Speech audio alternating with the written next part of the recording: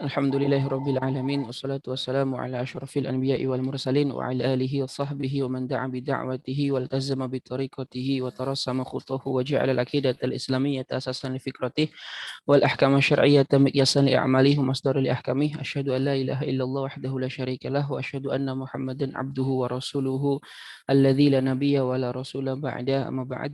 As'alullah subhanahu wa ta'ala an yamunna alaina bi'ilmin nafi' wa amalin salih wa an yufaqihana fid din wa an yarzuqana Allah al-ikhlasa fil aqwali wal a'mal. Allahumma amin. Alhamdulillahirabbil alamin. Segala puji hanya bagi Allah Subhanahu wa taala. Pada kesempatan sore hari ini kita bisa bertemu kembali tentunya atas rahmat, hidayah dan taufik dari Allah Subhanahu wa taala yang patut senantiasa kita syukuri karena pada sore hari ini kita masih tetap bisa melakukan salah satu kewajiban kita sebagai seorang muslim, yaitu adalah thalabul ilmi. Salawat serta salam semoga tetap terlimpah curahkan kepada baginda Rasulullah Sallallahu Alaihi Wasallam, pada keluarganya, pada sahabatnya, dan semoga kita termasuk ke dalam golongan umat beliau yang mendapatkan syafaatnya di yaumul kiamah nanti. Amin ya Allah ya Rabbal Alamin.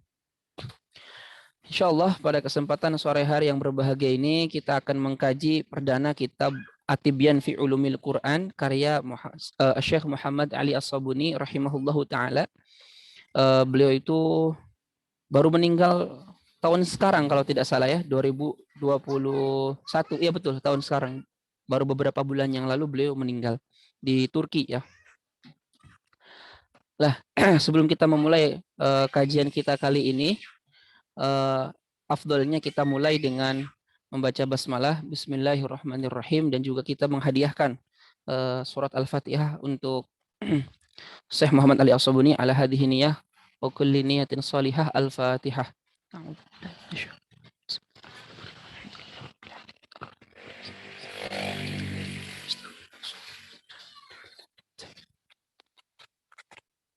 Amin.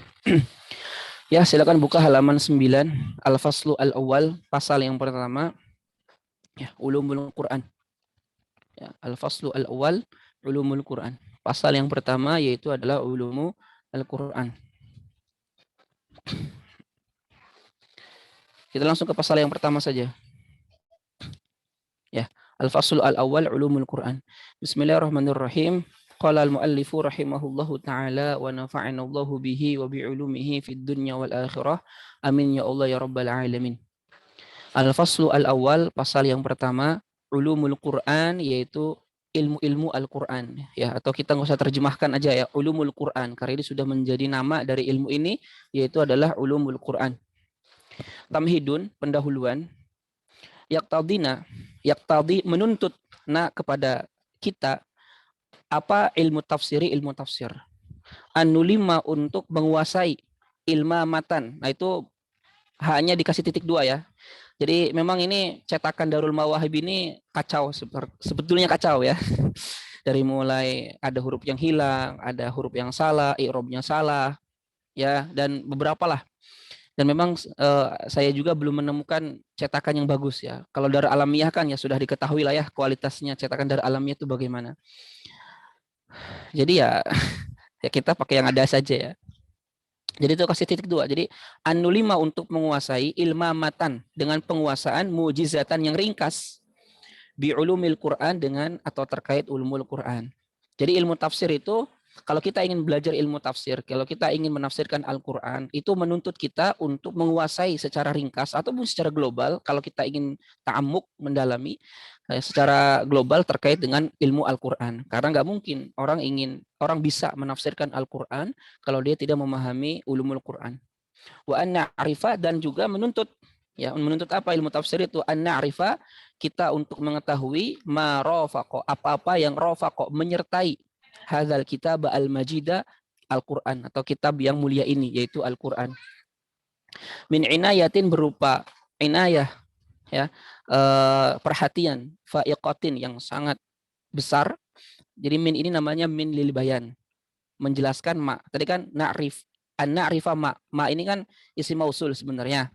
Nah, ma ini maksudnya apa? Min inayatin, ini penjelasan dari ma, min lil bayan, makanya kalau kita terjemahkan berupa ya, min inayatin berupa perhatian, faiqatin yang besar, wa juhudin dan usaha, wasiatin yang luas, wa abhathin, dan berbagai macam penelitian, pembahasan mustafidatin yang banyak. Budhilat, yang mana budhilat dikerahkan kulluha, semua itu, fisabili, untuk jalan, dalam jalan khidmati hadzal kitabil ajiz, ya, berkhidmat, ya, berkhidmat untuk Al-Qur'an yang mulia ini. Jadi semuanya itu, ya, perhatian, usaha, berbagai macam penelitian itu semuanya diarahkan untuk berkhidmat kepada Al-Qur'an yang mulia ini. Ala aidi asatidhati a'lamin, yaitu di bawah tangannya para ustadz-ustadz yang alim, wa ulama fatahila, dan ulama-ulama yang agung. Jadi semua perhatian, pembahasan, penelitian itu semuanya dilakukan, dikerjakan oleh para ustadz-ustadz yang alim, ya, dan juga para ulama yang fatahil. Fatahil itu jama dari fithalun, maknanya azim, agung, ya, dan juga oleh para ulama yang agung. Afnau, mereka itu menghabiskan a'marahum, umur mereka, fi sabilil hifaz, untuk jalan, dalam jalan al-hifadhi, menjaga, ala hadza turathi al-karim, atas peninggalan yang mulia ini, yaitu Al-Qur'an yang mulia ini. Wal kanzi as-samin, dan juga harta karun yang berharga. Min laduni asri nuzulil Qur'an, dari mulai masa turunnya Al-Qur'an ila yaumina hadza, sampai hari kita sekarang. Jadi semua pembahasan, penelitian, usaha yang dilakukan untuk berkhidmat kepada Al-Quran itu semuanya dilakukan oleh para ulama. Mereka menghabiskan umur mereka semata-mata untuk, ya, mengkaji, mendalami, meneliti isi Al-Quran yang mulia. Waqad khallafu, dan mereka para ulama khallafu, telah meninggalkan lana, untuk kita, sarwatan, ya, apa bahasa Indonesianya itu, kekayaan ilmiyatan, yang bersifat ilmiah, hailatan, yang besar, ya. Sarwatan, harta ilmiah, berupa harta yang bersifat ilmiah, hailatan, yang sangat besar, ya. Bisa kita lihat lah sekarang, ya, berbagai macam kitab-kitab ulumul Quran sangat banyak, kitab tafsir juga sangat banyak, qawaidut tafsir banyak, dan seterusnya. La yandubu, dan tidak akan pernah kering, ma'inuha, sumber mata air daripada sarwah tadi, kekayaan tadi. Maksudnya tidak akan pernah berakhir itu kekayaan itu. Akan terus bertambah, terus menerus. Wala tantahi, dan tidak akan pernah berakhir, duroruha, intan permata dari kekayaan tersebut. Ini masuk nanti bab ilmu bayan, ya. Jadi kita di sini melakukan yang namanya apa? Isti'arah. Menyamakan kekayaan itu dengan permata atau dengan sumber mata air. Yang intinya maknanya adalah tidak pernah akan habis. Ala karid duhur, atas panjang masa, wa maril azman, dan berlalunya waktu. Itu semua tidak akan pernah berakhir. Tidak akan pernah selesai. Tidak akan pernah ada ujungnya. Karena kekayaan ilmu yang ditinggalkan oleh para ulama kepada kita itu sangat banyak sekali. Wa ma'a, dan bersama kulli hadhil juhudi al-mabdhulah, dan bersama semua al-juhud, ya, usaha-usaha al-mabdhulah yang dikerahkan, fil qadim, baik dalam masa lampau, wal hadis, ataupun masa sekarang, fa innal qur'ana, maka sesungguhnya Al-Qur'an, yabqa, tetap, bahron, ya, memiliki keluasan, zakhiran, yang mendalam, yang banyak. Jadi dengan begitu banyaknya sarwah, kekayaan ilmiah yang ditinggalkan oleh para ulama dalam berkhidmat kepada Al-Quran, sampai hari ini pun Al-Quran tetap mengandung, memuat ilmu yang sangat luas, rahasia yang sangat banyak yang belum terungkap semuanya. Dan ila yaumil qiyamah, dan sampai hari kiamat nanti Al-Quran itu tidak akan pernah habis untuk digali rahasia-rahasia yang terkandung dalam Al-Quran. Semakin berkembangnya zaman, mungkin akan semakin terungkap juga nanti berbagai macam rahasia yang terkandung dalam Al-Quran yang sampai hari ini tidak semuanya terungkap. Dan kemungkinan besar, ya, ila yaumil qiyamah nggak akan semuanya bisa terungkap sampai hari kiamat. Akan terus-menerus melahirkan berbagai macam hal yang baru yang sebelumnya kita tidak pernah mengetahuinya.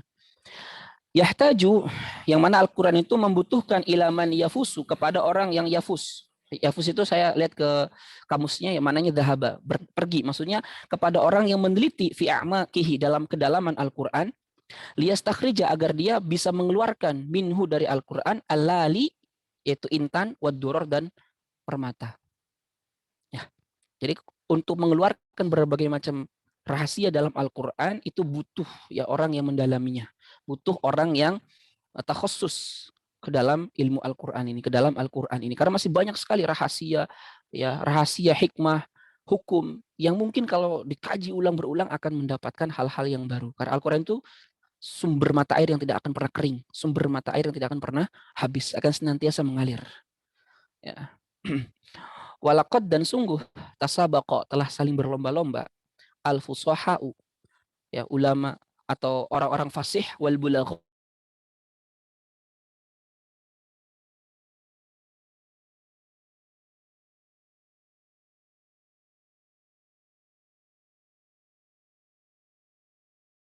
mahasinihi, keindahan-keindahan Al-Qur'an, wa fadhailihi dan keutamaan Al-Qur'an. Walakinnana, tetapi kita la najidu tidak mendapati ablagho, sesuatu yang lebih mengena, wala asma dan tidak ada yang lebih kuat, lebih tinggi min wasfi sahibi risalah, dari penyifatannya sahibi risalah, yaitu Nabi Muhammad sallallahu alaihi wasallam. Jadi itu semua tidak ada yang lebih tinggi, tidak ada yang lebih mengena dalam penyifatan terhadap Al-Quran kecuali apa yang disifati oleh baginda Rasulullah sallallahu alaihi wasallam, yaitu Muhammad ibn Abdullah salawatullahi wassalamuhu alaihi, haitsu yaqul, yang mana Rasulullah sallallahu alaihi wasallam berkata atau bersabda, kitabullahi, kitabnya Allah itu, fihi di dalamnya, naba'u, ada informasi, man qablakum, umat atau orang sebelum kalian, wa khabaru, dan informasi, ma ba'dakum, apa yang akan terjadi setelah masa kalian. Wa hukmu, dan hukum, dan di dalam Al-Quran itu ada hukum, ma bainakum, apa yang sedang kalian perselisihkan di antara kalian. Huwa, Al-Quran itu al-fasal, pemisah, pemutus. Laisa bil hazal, bukanlah senda gurau, bukanlah sesuatu yang hanya main-main saja.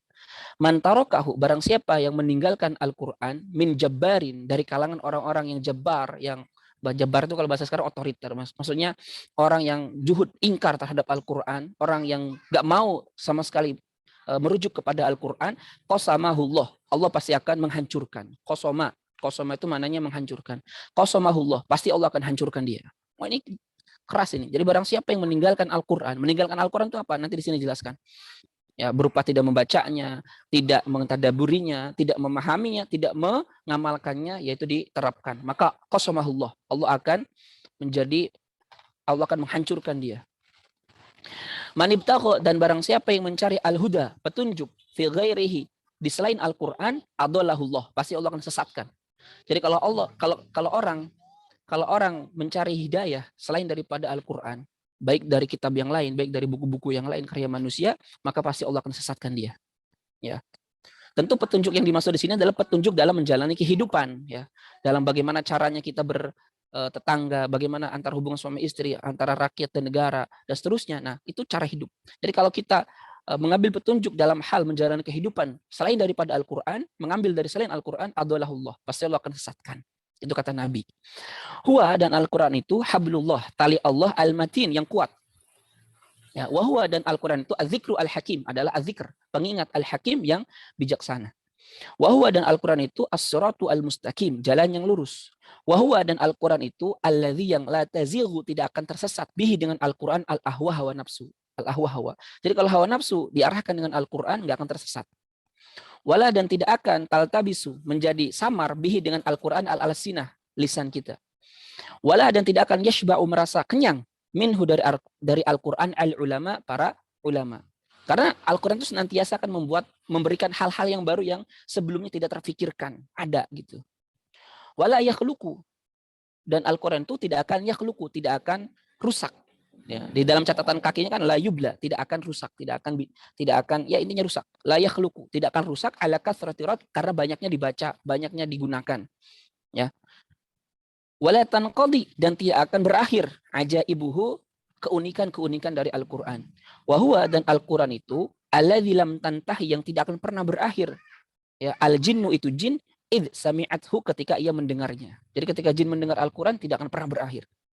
Hatta qalu, sehingga mereka para jin berkata, inna sami'na Qur'anan ajaba, sesungguhnya kami telah mendengarkan Al-Quran yang ajaba, sangat unik, luar biasa, yahdi ila rusydi, yang memberikan petunjuk kepada jalan yang lurus. Fa'amanna, maka kami beriman bihi, dengan Al-Quran tersebut. Man qala, kata Nabi, barang siapa yang berkata bihi, dengan Al-Quran, sodak, pasti dia benar. Wa man amila, dan barang siapa yang beramal bihi, dengan Al-Quran, ujir, dia pasti akan mendapatkan pahala. Wa man hakama, dan barang siapa yang berhukum bihi, dengan Al-Quran, adalah, pasti dia akan adil. Berarti ini kebalikannya ya, kalau mafhumu khalafahnya berarti barang siapa yang berhukum kepada selain hukum Allah, gak mungkin adil. Karena adil itu wadu syai'in fi mahalli, meletakkan sesuatu pada tempatnya. Berarti kalau dia berhukum bukan pada hukum Allah, zalim. Makanya dalam Al-Qur'an, "Wa man lam yahkum bima anzalallah faulaika humudz zalimun." Barang siapa yang berhukum pada selain hukum Allah, maka orang zalim. Kenapa orang zalim? Karena dia tidak menggunakan sesuatu pada tempatnya. Apa itu? Menerapkan hukum Allah dalam kehidupan.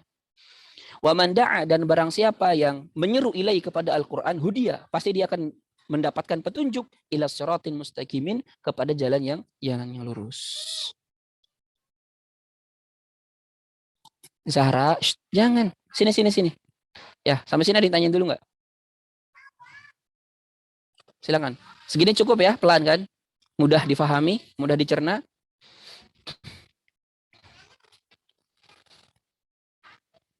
Ya, cukup sampai sini. Ada yang mau didiskusikan terlebih dahulu dalam tamhid, ya, pendahuluan ini? Itu sambilin saya. Zahra, sini Zahra. Ada yang tanyain? Cukup? Ayo. Saya sapuin itu sapuin. Ya, kita lanjutkan ya. Berikutnya, mal maksudu. Apa yang dimaksud bi'ulumil Quran dengan ulum Al-Quran? Yuqsadu, yang dimaksud bi'ulumil Quran dengan ulumul Quran adalah al-abhathu, berbagai macam pembahasan, alati yang tata'allaku, berkaitan bihadzal kitabi al-majid, dengan Al-Quran yang mulia ini. Al-Khalidi, yang bersifat kekal. Jadi intinya definisi paling mudah ulumul Quran itu apa sih? Ulumul Quran itu adalah segala sesuatu pembahasan yang terkait dengan Al-Quran. Nah, segala sesuatu pembahasan yang terkait dengan Al-Quran, itulah ulumul Quran. Seperti itu. Itu definisi singkatnya seperti itu. Nah, baru apa saja sih pembahasan yang terkait dengan Al-Quran itu? Min haitsu an-nuzulu, dari sisi turunnya. Wa tartibu, urutannya. Wa tadwinu, kodifikasinya. Wa ma'rifatu asbabin nuzul, pengetahuan tentang sebab-sebab turunnya. Wal maki minhu, ayat maki dari Al-Quran. Wal madani, dan madaninya. Wa ma'rifatun nasikhi, mengetahui nasikh wal mansukhi, nasikh dan mansukh. Wal muhkami, mengetahui muhkam. Wal mutasyabihi, muhkam dan mutasyabih. Ya, wa ghairu dzalika, dan lain-lain minal abhathi al-katsirah, dari berbagai pembahasan yang banyak, allati, yang tata'allaku, berkaitan bil Qur'anil azim, dengan Al-Qur'an yang mulia. Aulaha, atau laha, berbagai pembahasan yang memiliki silatun, hubungan, bihi, dengan Al-Quran, maka itu semua disebut ulumul Quran. Jadi luas pembahasan ulumul Quran, itu luas. Maka dalam kitab ini pun Syekh Muhammad Ali As-Sabuni rahimahullahu taala tidak membahas semuanya, hanya beberapa. Di antara contoh Al-Maki Al-Madani di sini nggak dibahas. Al-Maki Al-Madani, am, khos, mujmal, mubayyan, mutlak, muqayyad nggak dibahas di sini. Bab qiraah juga tidak semuanya dibahas. Ya.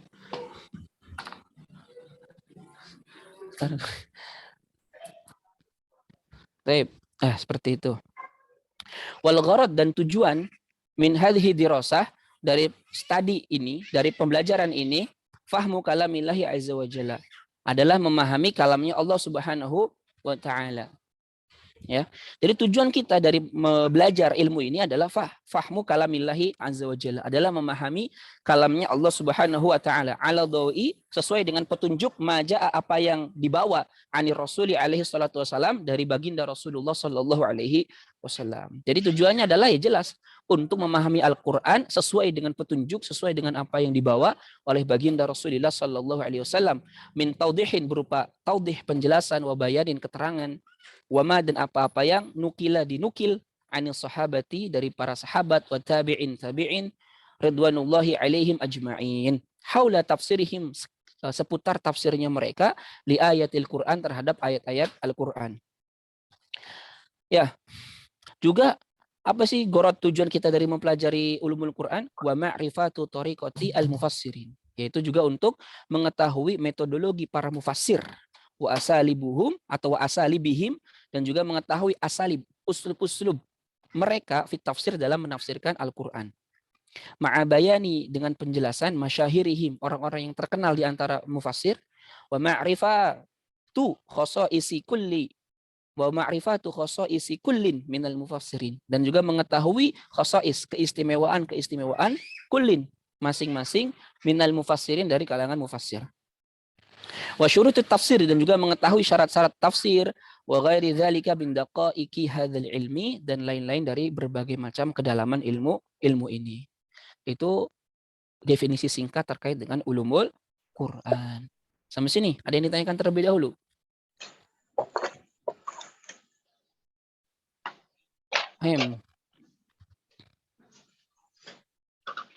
Cukup? Wah, ini yang hadir 36. Wah, lama-lama berkurang ini. Insya Allah enggak ya. Kita lanjut. Baik. Kalau enggak ada yang ditanyakan karena mudah, kita lanjut. Ta'rifu Al-Quran. Definisi Al-Quran. Ya. Definisi Al-Quran. Ta'riful Quran. Apa itu Al-Quran? Huwa adalah kalamullahi al-mu'jiz. Itu salah ya kalau yang dalam kitab Darul Mawahid al-ma'jiz itu salah. Huwa adalah kalamullahi, kalamnya Allah, al-mu'jiz. Al-mu'jizu, yang bersifat mu'jizat. Al-munazzalu, yang diturunkan ala khatamil anbiya, atas penutup para nabi. Khatam itu bisa khatam, bisa khotim. Dua-duanya benar. Ala khatam boleh, ala khotim boleh. Ala khatami al-anbiya, atas penutup para nabi, wal mursalin, dan para rasul. Biwasitati al-amin, melalui al-amin, malaikat yang terpercaya.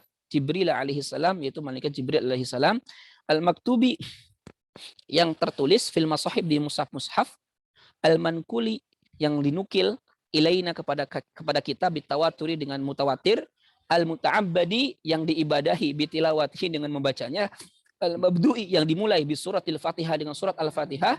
Al-mukhtatami, yang ditutup bi suratin Nas, dengan surat An-Nas. Ini definisi Al-Qur'an paling lengkap dan disepakati oleh seluruh ulama. Ya, paling lengkap kenapa? Karena tidak memunculkan satu kekosongan dalam definisi Al-Qur'an. Ini lengkap. Bisa dikatakan ini min ahsani ta'arif, termasuk min ahsani ta'rif ya, termasuk definisi yang paling baik dalam mendefinisikan Al-Qur'an. Jadi Al-Qur'an itu intinya kalamnya Allah yang bersifat mukjizat, diturunkan kepada Nabi Muhammad SAW melalui malaikat Jibril, yang tertulis di mushaf, yang dinukil kepada kita dengan mutawatir, dan diibadahi kalau kita, dan dianggap ibadah kalau membacanya, dimulai dengan surat Al-Fatihah, diakhiri dengan surat An-Nas. 8 poin. 8 poin dari definisi Al-Qur'an. Nah, kata beliau Syekh Muhammad Ali As-Sabuni rahimahullah, wa hadza ta'rifu, dan definisi ini muttafaqun alaih, disepakati atasnya, bainal ulama'i wal usuliyin, antara para ulama dan ulama usuli. Ya, kenapa dibedakan? Padahal usuliyin juga ulama. Maksudnya berarti di sini ulamanya bukan ulama selain usul fikih ya. Usuliyin di sini maksudnya usul fikih, ulama yang lain berarti. Bainal ulama, antara ulama, maksudnya ulama bukan ulama usul fikih ya, ulama tafsir, ulama yang lain-lain, wal usuliyin, dan ulama usul, yaitu usul fikih. Anzalahullahu, yang mana anzala, diturunkan hu, itu Al-Quran, Allahu oleh Allah tabaraka wa ta'ala, liyakuna, untuk menjadi itu Al-Quran ya, dusturon, undang-undang, lil ummah, bagi umat ya, wa hidayatan, dan juga hidayah, lil khalqi, bagi makhluk. Jadi Al-Quran itu diturunkan apa sih tujuannya? Dustur, menjadi undang-undang ya, bagi umat, dan juga sebagai petunjuk hidayah bagi makhluk. Jadi Al-Quran itu kitab suci, tapi bukan sesuatu yang bersifat suci dalam arti nggak boleh dipegang, nggak boleh difahami kecuali hanya oleh segelintir orang. Enggak. Al-Quran itu adalah undang-undang untuk seluruh umat. Ya, kita harus bedakan antara orang yang berhak memahami Al-Quran, menyampaikan isi Al-Quran, dengan Al-Quran itu sebagai petunjuk bagi manusia. Karena kalau kita menganggap Al-Quran itu suci, dalam arti suci, saking sucinya, ini masih ada. Saking sucinya kemudian dia itu kita tempatkan di atas lemari saja, nggak pernah dibaca, nggak pernah diterapkan, akhirnya membusuk di sana, kena sawang lah, dan seterusnya lah. Karena kita anggapnya suci dalam arti nggak boleh dipegang sama sekali. Nah, Al-Quran nggak begitu. Justru Al-Quran itu adalah kitab yang harus nantiasa dibaca, diamalkan, ditadaburi, dan juga diterapkan di tengah-tengah kehidupan kita. Nah, karena di sebagian umat itu ada pemahaman seperti itu. Karena Al-Quran itu saking sucinya, maka dia tidak boleh kemudian sama sekali dipegang, disentuh, atau ya seperti itulah. Waliyakuna, dan supaya Al-Quran itu menjadi ayatan, tanda-tanda atau bukti ala sidqi Rasulullah sallallahu alaihi wasallam, atas kebenarannya Rasulullah sallallahu alaihi wasallam, wa burhanan, dan juga bukti satian yang kuat. Satian itu asalnya sengatan matahari ya. Burhanan, dan bukti satian yang sangat kuat, ala nubuwatihi, atas kenabiannya Rasulullah sallallahu alaihi wasallam, wa risalatihi, dan risalahnya Nabi Muhammad sallallahu alaihi wasallam. Dan juga wa hujjatan, sebagai hujjah, qaimatan, yang berdiri, ila yaumiddin, Yang qaimatan itu berdiri, yang ada ila yaumiddin sampai hari kiamat. Karena ad-din secara bahasa bermakna al-jaza, hari balasan. Makanya Malik yaumiddin yaitu raja yang menguasai hari pembalasan. Oke. Tashhadu yang mana akan menjadi saksi, akan bersaksi. Apa yang akan menjadi saksi? Hujjah tadi. Tashhadu bi annahu tanzilul hakimi al-hamid. Yang menjadi saksi. Kira-kira kemana tanya?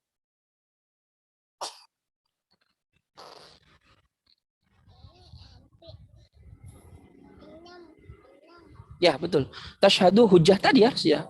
Dan hujjah yang berdiri sampai kiamat itu tasyhadu bersaksi bi annahu bahwa Al-Qur'an itu tanzilul hakim, diturunkan oleh Al-Hakimi Al-Hamid, yaitu Allah Subhanahu wa taala.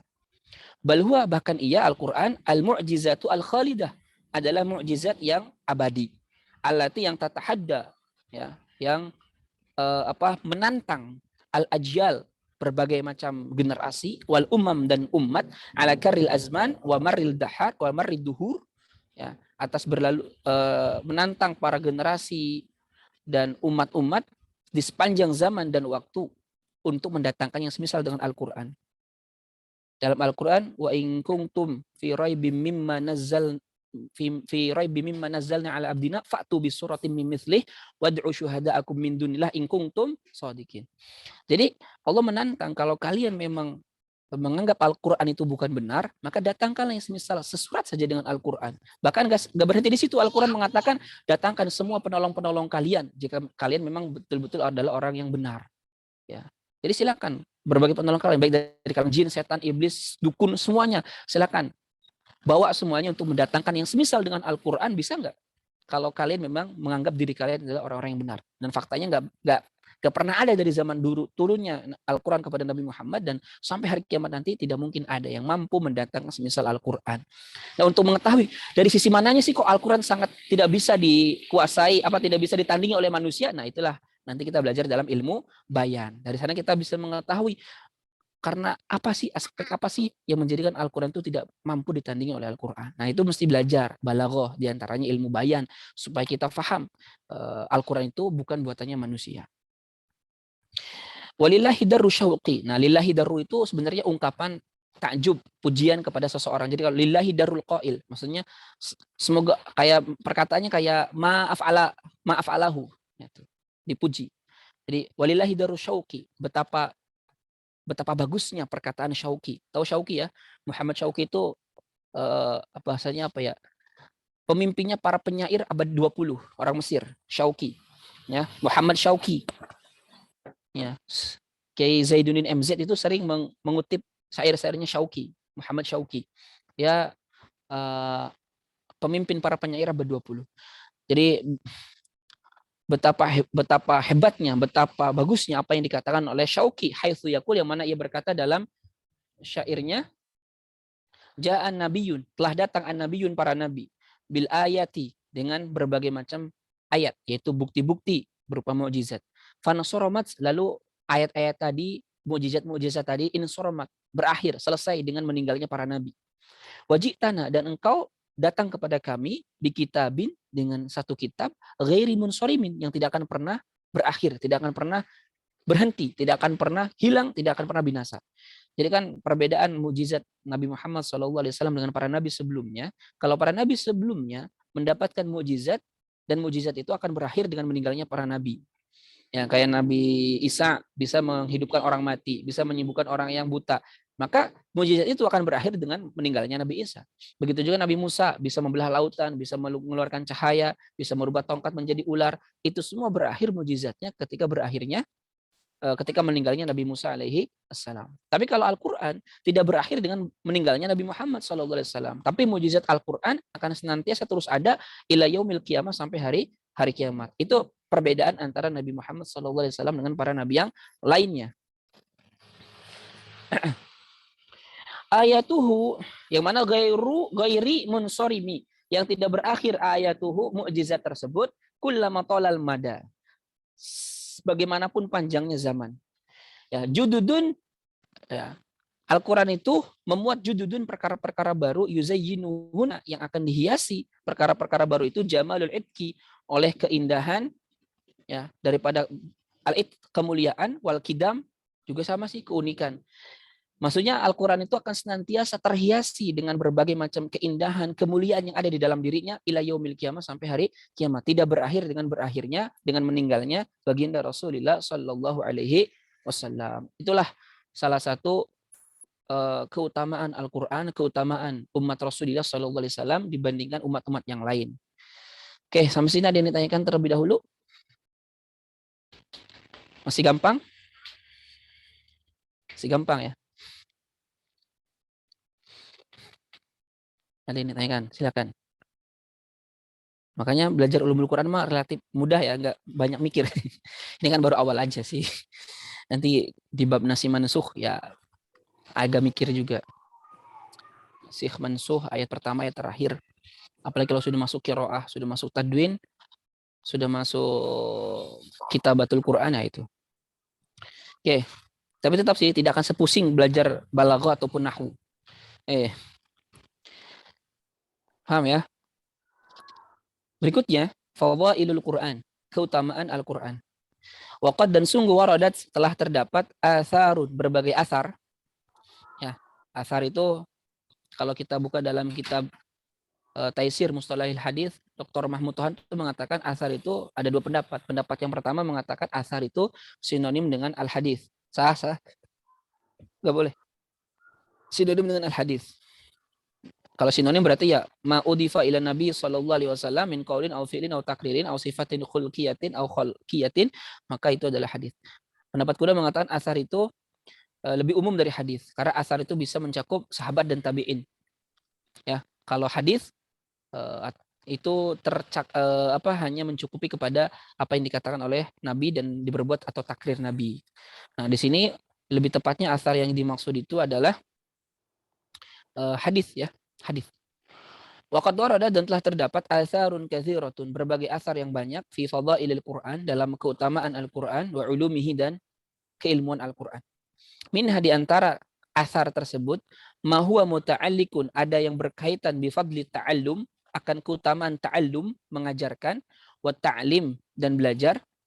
Afwan, bi fadli ta'allum akan keutamaan belajar, wa ta'lim dan mengajarkan. Ya, Al-Quran. Wa minha di antara keutamaannya juga mahwa muta'alliqun, ada yang berkaitan bil qiraati dengan membaca, wa tartil dan tartil dalam Al-Quran. Wa minha dan di antara keutamaannya juga malahu, apa yang memiliki alaqatun, hubungan bihifdhihi dengan menjaga menghafal Al-Quran, wa tarjamatihi dan menerjemahkan Al-Quran. Tarjamati itu maksudnya menafsirkan. Kama sebagaimana warada telah terdapat ayatun adidatun, berbagai ayat yang banyak fi kitabillahi azza wa jalla dalam Al-Quran, tad'u yang mendorong al-mu'minin, orang-orang beriman, ila tadabburihi, untuk mentadaburi Al-Quran, wa tatbiki ahkamihi dan menerapkan hukum-hukumnya, wa ilal istima'i dan untuk mendengarkan, wal insoti dan mendengarkan sambil diam sambil merenungi, ingda tilawatihi ketika mendengarkan, ketika membaca Al-Quran. Istima sama insot itu beda. Kalau jadi sami'a mendengar ala kadarnya. Sami'atu Zaidan, aku mendengar Zaid. Maknanya bisa dua, bisa sekedar mendengar, bisa mendengar sambil betul-betul memperhatikan apa yang dia dengar. Kalau istama'a tidak ada maknanya kecuali mendengar dengan penuh perhatian, penuh dengan pemahaman ya. Jadi istima'. Jadi ada perbuatan lebih. Ya, istima'. Jadi kita mendengar tapi dengan penuh pengamatan, penuh dengan pemahaman apa yang kita dengar. Nah, kalau insot itu lebih dalam dari istima'. Kalau insot mendengar dengan pemahaman, dengan mendalami insot dan lebih lagi. Intinya gitu sih, bedanya di titik tekannya. Idza quri'al Qur'anu fastami'u lahu wa ansitu la'allakum turhamun. Jadi bukan hanya mendengar yang betul-betul tapi insot. Insot itu diam sambil mendengar dengan penuh pemaknaan. Nah itu. Ya, ingda tilawatihi ketika membaca Al-Qur'an. Nadzkuru kami sebutkan ba'd hadhil ayatil karimah, sebagian ayat-ayat yang mulia ini, wal ahadits dan sebagian hadis-hadis asy-syarifati yang mulia. Al ayatul karimah, ayat yang mulia. Awalan yang pertama, Qala ta'ala, Allah Ta'ala berfirman, innal ladzina yatluna kitaballahi wa aqamus salata wa anfaqu mimma razaqnahum sirra wa alaniyatan yarjuna tijaratan lan tabura. Jadi kata Allah dalam surat Al-Fatir ayat 29, innal ladzina, sesungguhnya orang-orang yang yatluna, membaca kitab Allah, kitabnya Allah, wa aqamus shalah, menegakkan salat, wa anfaqu, dan berinfak, mimma razaqnahum, dari apa yang kami berikan kepada mereka, sirron, baik secara diam-diam, wa alaniyatan, ataupun terang-terangan, yarjuna, karena semata-mata mengharapkan tijaratan, perdagangan, lan taburo, yang tidak akan pernah merugi, yaitu adalah surga. Ya, di sini Allah memberikan keutamaan bagi orang yang membaca Al-Qur'an. Apa? Mereka akan mendapatkan sesuatu yang tidak akan pernah merugi. Apa itu? Surga. Tsaniyan, kedua, wa qala ta'ala, Allah berfirman, wa idza quri'al qur'anu fastami'u lahu wa ansitu la'allakum turhamun. Dan apabila quri'a, dibacakan, Al-Qur'anu, itu Al-Qur'an, fastami'u, maka dengarlah dengan baik oleh kalian, lahu, kepada Al-Qur'an itu, wa ansitu, dan dengarkan baik-baik. La'allakum, nah la'alla di sini bukan supaya. Kalau dalam Al-Quran la'alla itu nggak mungkin supaya sebenarnya. La'allakum, pasti kalian, turhamun, akan dirahmati oleh Allah Subhanahu wa Ta'ala. Oleh karenanya kalau ada yang baca Al-Quran, kita hendaknya diam. Hendaknya diam. Thalithan, yang ketiga, wa qala ta'ala, afala yatadabbaruna al-Qur'ana am ala qulubin aqfaluha. Afala yatadabbaruna, tidakkah mereka itu mentadaburi, menghayati, bukan hanya menghayati sebenarnya. Ya. Tadabbur itu artinya memahami Al-Quran dengan isi-isinya. Am, atau ala qulubin, atas hati-hati mereka itu aqfaluha, ada gembok-gemboknya. Itu diantara ayat-ayat yang menunjukkan keutamaan Al-Quran. Sekarang hadis. Al-hadits asy-syarifah, hadis yang mulia. Awalan, yang pertama, qala Rasulullah sallallahu alaihi wasallam, Rasulullah sallallahu alaihi wasallam bersabda, khairukum, sebaik-baik kalian, man ta'allamal Qur'ana, adalah orang yang belajar Al-Qur'an, wa 'allamah, dan mengajarkan Al-Qur'an. Ini hadis yang menunjukkan keutamaan orang yang belajar dan mengajarkan Al-Qur'an. Maka kalau yang punya kelebihan ilmu terkait dengan Al-Qur'an, ya ajarkanlah. Atau kita belum terlalu menguasai Al-Qur'annya, maka belajarlah. Ya, belajar. Yang kedua, waqala salawatullahi alaih, Nabi sallallahu alaihi wasallam bersabda, al-mahir, orang yang mahir, bil Qur'ani, terhadap Al-Qur'an, ma'as safaratil kirami al-bararah, bersama dengan para malaikat. Safarah itu malaikat, al-kiram yang mulia, al-bararah yang baik. Walladzi, dan yang yaqra'ul Qur'ana, dan yang yaqra'u, membaca Al-Qur'ana, Al-Qur'an, wa yata'ta'u fihi, dan kesusahan di dalam membaca Al-Quran, ay tas'ubu qira'atuhu, yaitu tas'ubu, merasa sulit, qira'atuhu, membaca Al-Quran, alaih, atas baginya dia, li'iyyi lisanihi, karena kesulitan lisan. Jadi di antara kita ada yang kalau membaca Al-Quran itu terbata-bata, susah. Entah karena dialek, entah karena ya faktor yang lain. Biasanya dialek sih. Yang dialek itu biasanya kayak Jawa. Jawa itu kan ngomong, kadang beberapa makharijul huruf itu yang harus diucapkan A, tapi dia nggak bisa, susah.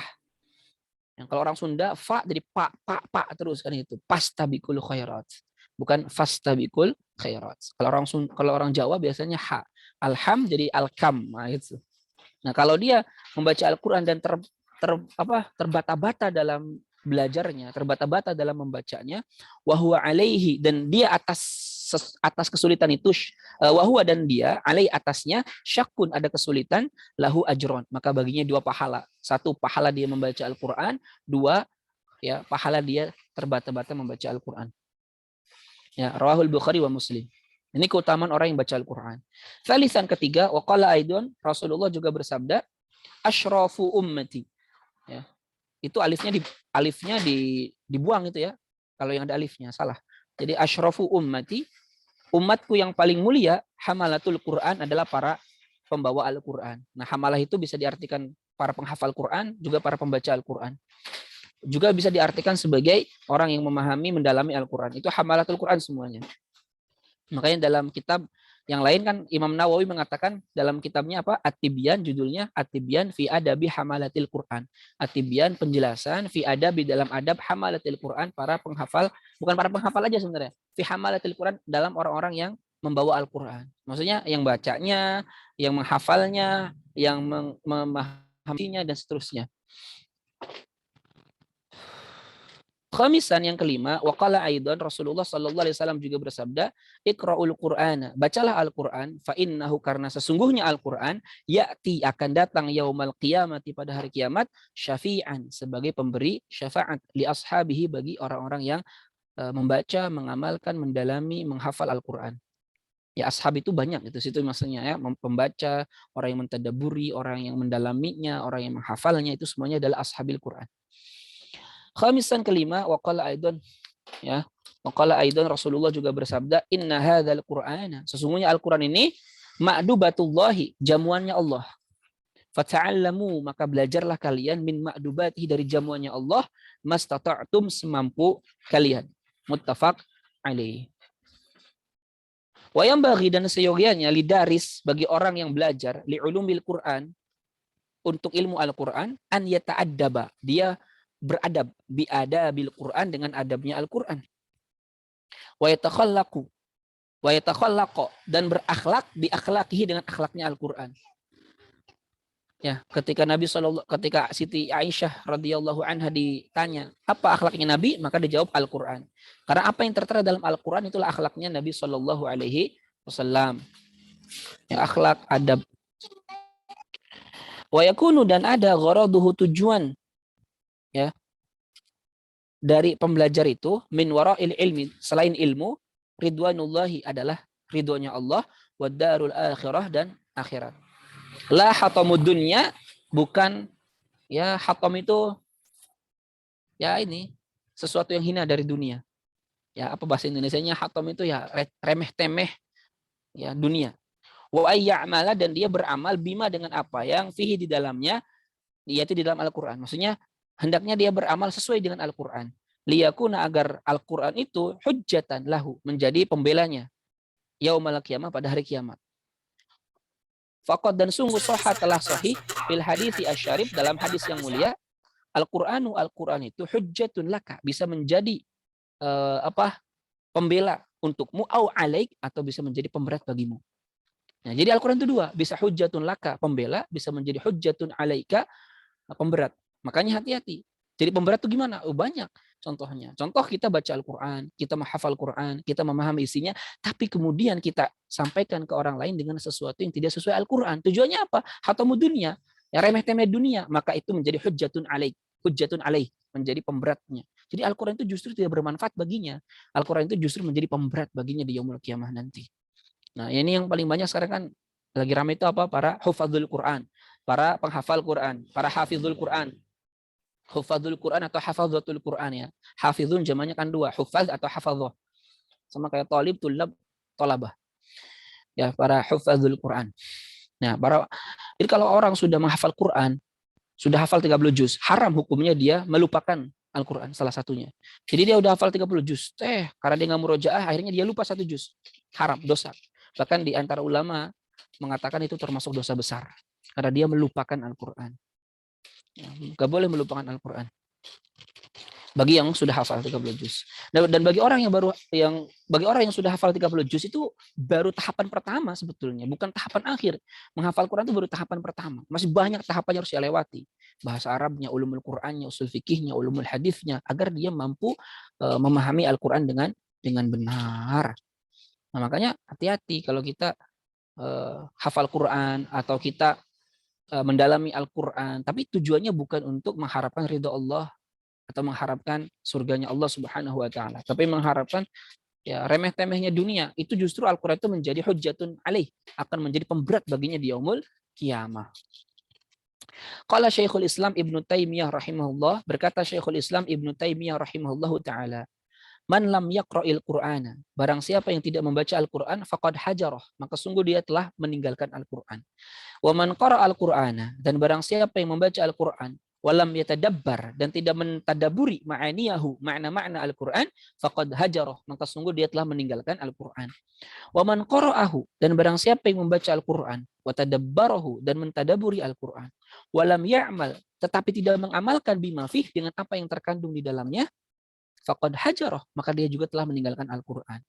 Yushiru, Ya, Ibnu Taimiyah itu yushiru mengisyaratkan bidzalika dengan perkataannya itu ila qaulihi ta'ala kepada firman Allah Ta'ala apa? Wa qala rasulu ya rabbi inna qaumi ittakhadhu hadzal qur'ana mahjura. Kalau kita buka dalam tafsir Ibnu Katsir yang dimaksud dengan ittakhadhu hadzal qur'ana mahjura. Jadi mahjura itu sebagaimana yang dikatakan oleh Ibnu Taimiyah. Satu, tidak dibaca. Dua, tidak ditadaburi maknanya. Tiga, tidak diterapkan dalam kehidupan sehari-hari. Maka tiga ini semuanya maknanya adalah dia menjadikan Al-Quran mahjur. Jadi kalau kita sebatas hanya membaca Al-Quran tapi tidak mentadaburi maknanya, sama dengan kita juga mahjur, meninggalkan Al-Quran. Kita membacanya tapi tidak mentadaburinya, mahjur. Membacanya, mentadaburi tapi nggak diterapkan dalam kehidupan sehari-hari, hanya menjadi nilai-nilai moralitas ya yang bersifat sempit, itu juga sama. Ya, masuk ke dalam ayat ittakhadhu hadza, masuk ke dalam perkataan Nabi SAW yang dihikayatkan oleh Allah dalam Al-Quran apa? Inna qaumi ittakhadhu hadzal qur'ana mahjura. Jadi Rasulullah itu mengeluh kepada Allah Subhanahu wa taala atau mengadu kepada Allah Subhanahu wa taala bahwa kaumnya yaitu kafir Quraisy Mekah di sana ittakhadhu hadzal qur'ana mahjura. Mereka menjadikan Al-Qur'an ini mahjura, ditinggalkan. Nah, makna ditinggalkan tuh tadi tafsirannya apa yang dikatakan oleh Syekhul Islam Ibnu Taimiyah rahimahullah, apa tidak dibaca, tidak ditadabbur, tidak diamalkan, atau bahasa lainnya tidak ditegakkan, tidak diterapkan isi Al-Qur'an di dalam kehidupan kita. Nah, makanya ngeri ya sebetulnya kalau sehari ini Al-Qur'an itu hanya dijadikan lomba-lomba ya. Makanya sebagian ulama yang mengharamkan perlombaan Al-Qur'an. Karena itu menyelisihi apa yang menjadi tujuan dari Al-Qur'an. Tapi sebagian ulama mengatakan boleh. Tujuannya apa? Agar tetap mensyiarkan Al-Quran.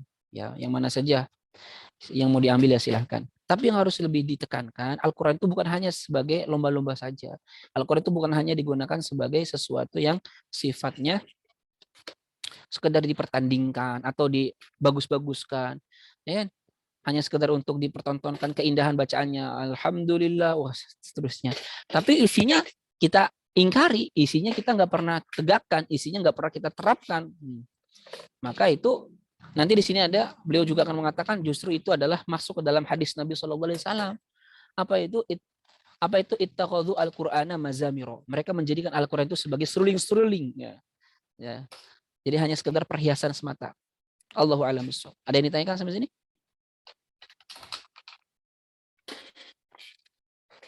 Mau tanya Ustaz. Iya. Misal Silakan. kita kan tadi definisi ini nih Syekh Islam Ibnu Taimiyah ini luar biasa. Namun kalau kita sudah membaca Quran, sudah kita meyakini bahwa kita wajib berhukum dengan hukum Allah itu sudah, cuman ketika mentadabbur Quran itu kan saya gitu sendiri kan terbatas dengan nahwu, sorofnya, balaghahnya itu gimana Ustaz? Ya. Tapi 2 poin tadi sudah baca, sudah yakin dengan harus berhukum dengan hukum Allah itu betul sudah 100%. Cuman ketika tadabbur kan ilmunya belum belum mumpuni gitu. Itu gimana? Apa termasuk hajaro apa gimana? Ya. Kalau kita abai sama sekali ya hajaro. Tapi kalau kita berusaha untuk memahami, kita belajar fikih itu sama dengan mentadabbur Al-Qur'an sebetulnya. Karena fikih sumber utamanya adalah Al-Qur'an. Mempelajari hadis itu juga nggak hajar Al-Quran karena hadis sumbernya Al-Quran. Jadi kalau kita tetap berusaha untuk bisa memahami Al-Quran, insya Allah tidak akan masuk ke dalam bab hajaro. Tapi kalau kita mengabaikan plus cespleng gitu ya, nggak pernah sama sekali kita itu berkeinginan untuk memahami Al-Quran, nggak pernah belajar nahwu, sorof itu ya mahjur. Tapi kalau kita tetap berusaha belajar nahwunya, sorofnya, itu nggak mahjur karena kita belajar nahwu sorof dengan tujuan agar bisa memahami Al-Quran. Karena kan malayatimul wajibu illa bihi fahuwa wajib. Memahami Al-Quran hukumnya wajib. Tapi nggak mungkin kita bisa memahami Al-Quran kalau nggak paham nahwu sorof. Maka mempelajari nahwu sorof untuk pertama kali hukumnya wajib. Nggak bisa langsung Al-Quran. Ya seperti itu. Maka kalau kita tetap berusaha untuk sekuat tenaga kita memahami Al-Quran dengan berbagai macam cara dan jalannya, maka insya Allah tidak masuk ke dalam pembahasan tidak masuk ke dalam makna mahjuro. Wallahu a'lam bishawab. Paham kira-kira ya? Nah, Ustaz, barakallahu fiik. Oke, silakan. Ada yang ditanyakan lagi?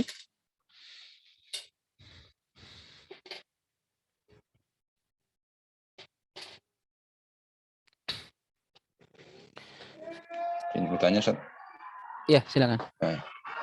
Secara khusus tadabbur dengan tafsir itu bagaimana, Ustaz? Ya. Perbedaannya? Tadabbur sama tafsir itu sebenarnya hampir sama lah kalau kata saya mah.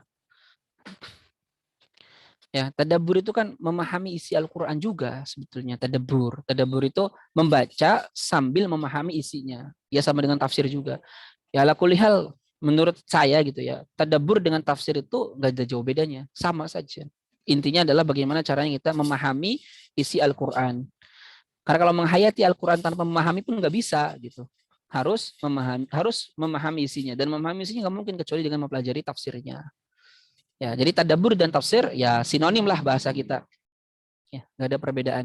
Walaupun nanti ada kitab-kitab khusus yang memang menjelaskan bagaimana cara mentadaburi Al-Qur'an. Ya, Allah alam. Oke, paham ya? Iya. Ini Ya. banyak pertanyaan ini. Silakan.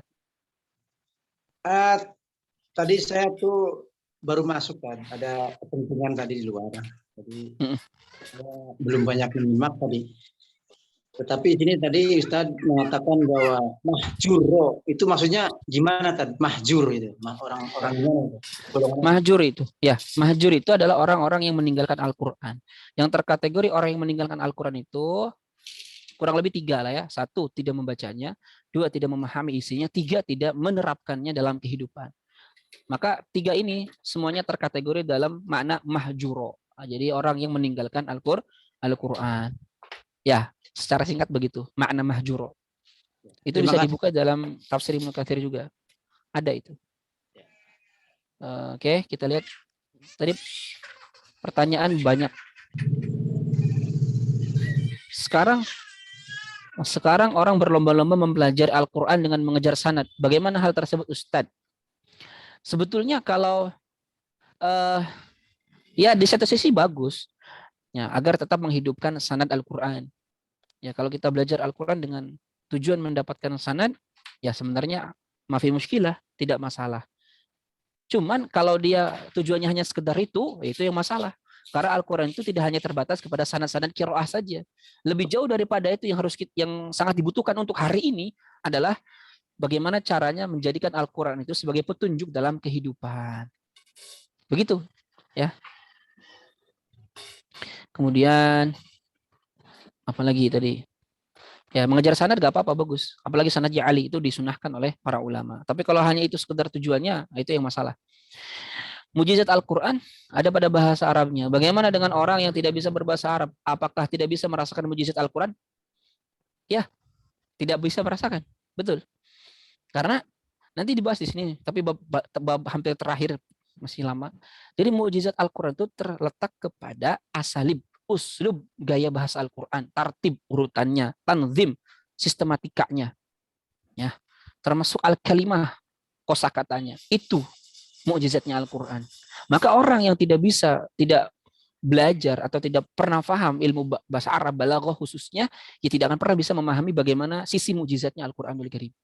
Nah, adapun kalau Al-Qur'an itu menyingkap hal-hal yang belum ada sebelumnya, seperti Al-Qur'an itu menyebutkan bahwa janin itu 40 hari begini, dari mulai segumpal darah, kemudian segumpal daging, kemudian jadi manusia, dan seterusnya, itu bukan aspek kemukjizatan Al-Qur'an.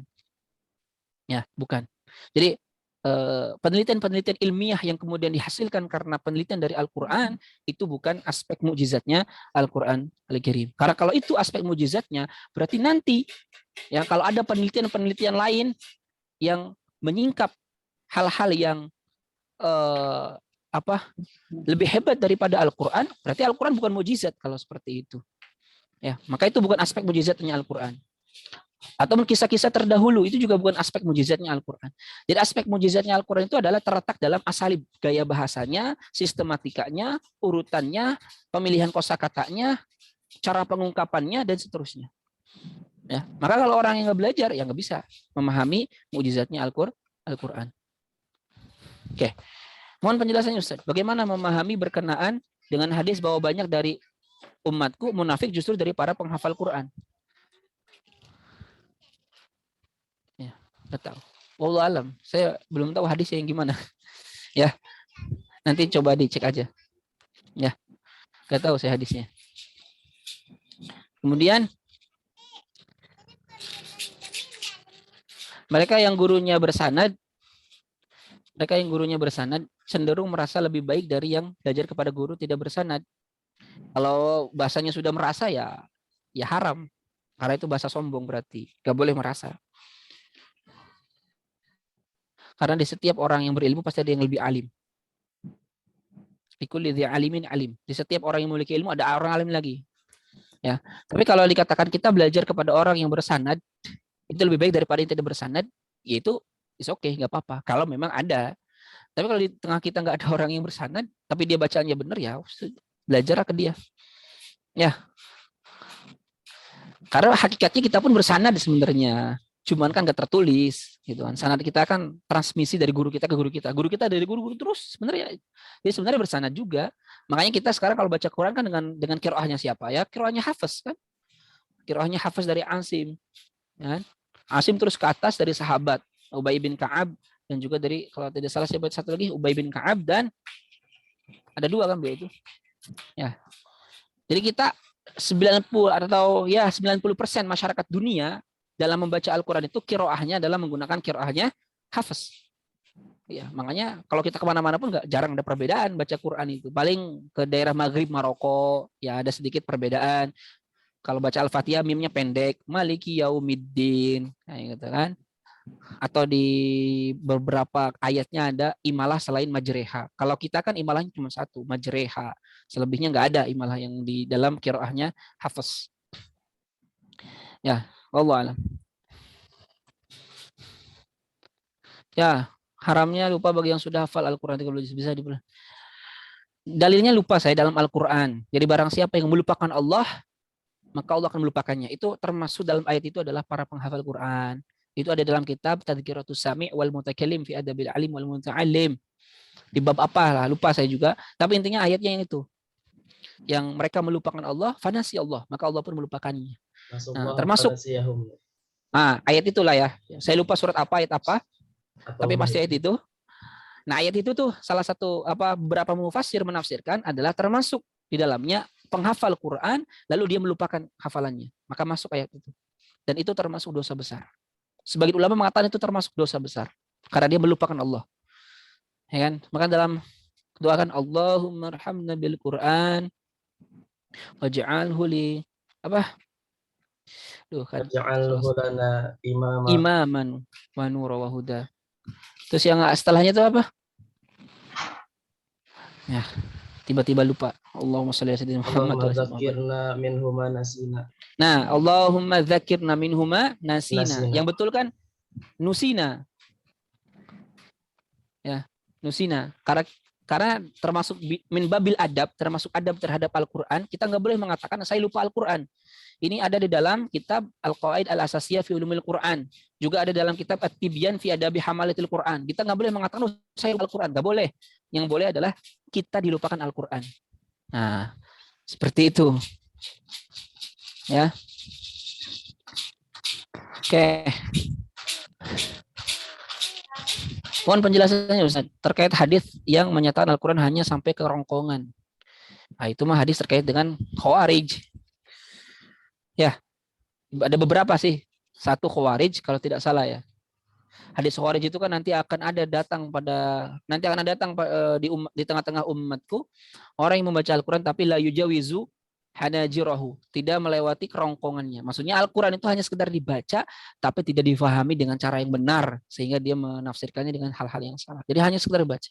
Bacaannya enak, bismillahirrahmanirrahim. Tapi dalam aspek kehidupannya dia menyelisih Al-Quran.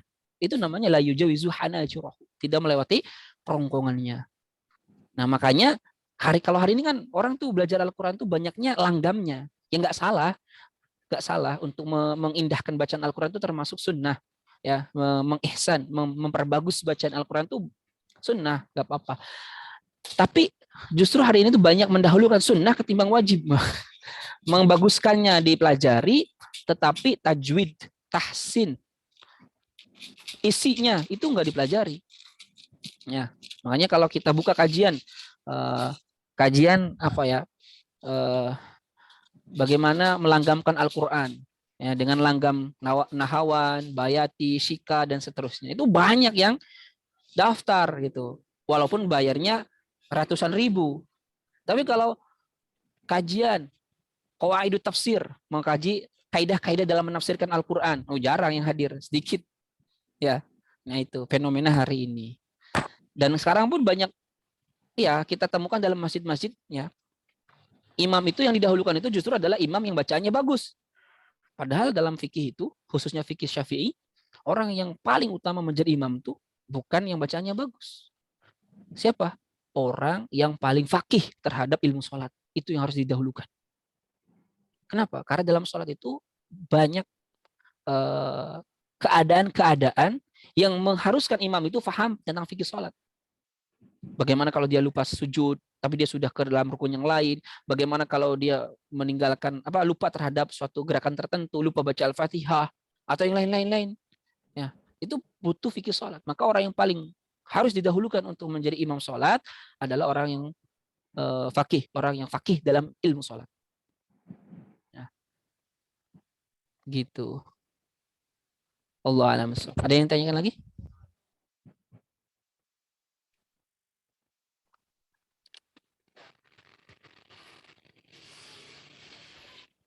Ya, sudah jam 5 aja ya. Ya, gimana? Lanjut Ustaz, lanjut. Ya, udah jam 5. Nggak kerasa ya. Oke. Sedikit aja ya. Ini sampai ini titik. Asmaul Quran. Nama-nama Al-Quran. Di Al-Quran Al-Karimi, Al-Quran yang mulia itu memiliki asma'un adidatun. Asma itu bukan ghairu munsharif ya. Asma'un adidatun. Memiliki beberapa nama ya. Asma'un nama-nama adidah yang banyak. Kulluha semua nama tersebut tadullu menunjukkan ala rif'ati atas ketinggian kemuliaan sya'nihi perkara Al-Qur'an. Wa uluwi makanatihi dan tingginya posisi Al-Qur'an. Wa ala annahu dan bahwasannya Al-Qur'an asyrafu kitabin samawiyyin adalah kitab samawi yang paling mulia alal itlaq secara mutlak. Fayusamma Al-Qur'an. Fayusamma maka dinamakan itu Al-Qur'an Al-Qur'ana Al-Qur'an. Wal furqana Al-Furqan. Wa tanzila tanzil. Wa dzikr dzikr. Wal kitab ilal akhir. Wa huda kama sebagaimana wasafahullahu. Allah mensifati Al-Qur'an tabaraka wa ta'ala bi awsafin jalilatin dengan sifat-sifat yang agung, adidatin yang beragam. Minha di antaranya nur, cahaya, wa huda, petunjuk, wa rahmah, wa shifa, wa mau'izah, wa aziz, wa mubarak, wa bashir, wa nadhir, ila ghairi dzalik dan lain-lain minal awsafil lati dari sifat-sifat yang tusy'iru memuat bi'azamatihi keagungan Al-Qur'an wa qudsiyatihi dan kesucian Al-Qur'an. Di sini kita harus paham ya. Kita harus mampu membedakan nama Al-Qur'an dan sifat Al-Qur'an. Paham? Nama dan sifat beda. Ya. Nama itu kayak tadi Al-Kitab, Al-Dzikr, ya. At-Tanzil, Al-Furqan itu nama kitab, nama selain Al-Qur'an. Jadi Al-Qur'an itu dinamakan Al-Furqan, Al-Dzikr, At-Tanzil, ya, Al-Kitab. Tapi kalau Al-Qur'an sebagai mau'izah, syifa, rahmah, bashir, nur itu bukan nama Al-Qur'an, itu sifat bagi Al-Qur'an. Nah, nanti di sini ada sih catatannya oleh Syekh Muhammad Ali As-Sabuni perbedaan nama dengan sifat. Oke.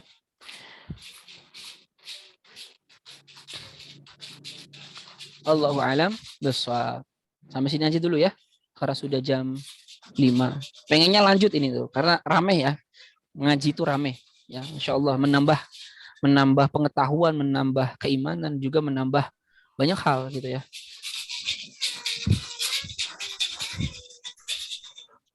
Baik, kita akhiri sampai sini saja. Nanti kemungkinan besar kita yang hari Kamis itu bisa akan digeser ya. Karena Kamis ternyata agendanya padat banget sayanya. Maghribnya, malamnya, aduh, semuanya itu. Jadi kemungkinan Kamis akan diganti entah ke hari Minggu, entah ke hari Rebo. Ya, nanti kita diumumkan saja di grup. Ya, wallahu a'lam bishawab. Nakhtatim darsana bi qiraatil hamdalah. Alhamdulillahirabbil alamin wa du'a kafaratil majlis. Subhanaka Allahumma bihamdika asyhadu an la ilaha illa anta astaghfiruka wa atubu ilaik. Assalamualaikum warahmatullahi wabarakatuh. Waalaikumsalam warahmatullahi wabarakatuh.